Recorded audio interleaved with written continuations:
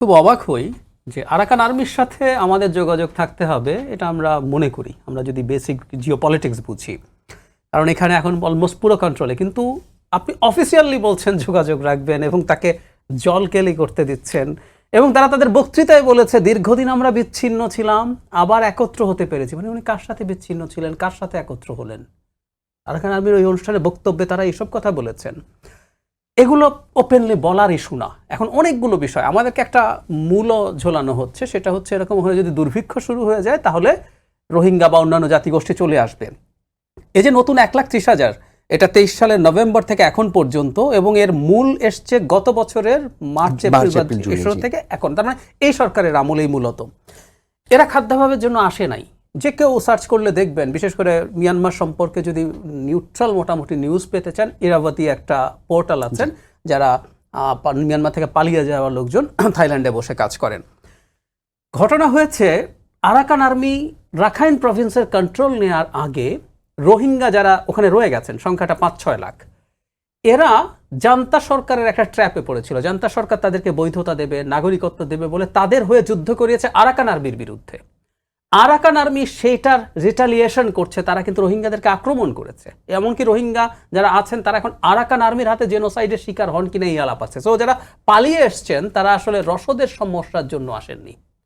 Number 2 হচ্ছে রসদের সমস্যা আছে, কারণ যেহেতু যে জায়গাগুলো মিয়ানমারে বিদ্রোহীদের দখলে আছে, সেখানে স্বাভাবিকভাবে সে যেহেতু এখন যথেষ্ট শক্তি নিয়ে অ্যাটাক করতে পারছে না, জান্তা সাপ্লাই বন্ধ করে দিতে চাইছে।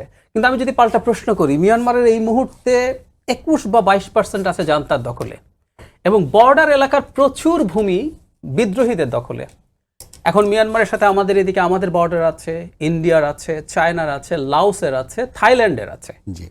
আর কোথাও কি হিউম্যানিটেরিয়ান করিডোরের কথা আমরা শুনছি? কোথাও শুনছি না।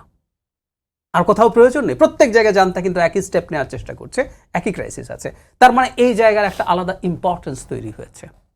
এখন আপনি যখন করিডোর করবেন, কি যাবে না যাবে, সারা পৃথিবীর ইতিহাসের এই হিউম্যানিটেরিয়ান করিডোরগুলো শেষ পর্যন্ত ওই পণ্য যেটা আপনি পাঠাতে চান সেটা, তার সাথে অস্ত্রশস্ত্র যাবে না, কোনো গ্যারান্টি নেই। প্রচুর মাদকের আমদানি হবে, মাদক হতে, আমি মাদক আমদানিটাকেও তুলনামূলকভাবে সহজভাবে দেখতে চাই। আমি সত্যি বলছি, আমাদের অন্য ঝুঁকিটার তুলনায়। আর হিউম্যানিটেরিয়ান জিনিস যদি খাদ্য এবং ঔষধও আপনি পাঠান, আরাকান আর্মি এটাতে সাপোর্ট করতে হবে, এবং এগুলো তার হাতে যাচ্ছে না, আপনি এটা নিশ্চিত করতে পারবেন না। আর যদি আরাকান আর্মি আপনার হাত দিয়ে অন্তত তর্কের খাতিরে ধরে নিচ্ছি যে ঔষধ এবং খাদ্যই পাচ্ছে, ওটা তো জান্তার পছন্দ হওয়ার কথা না।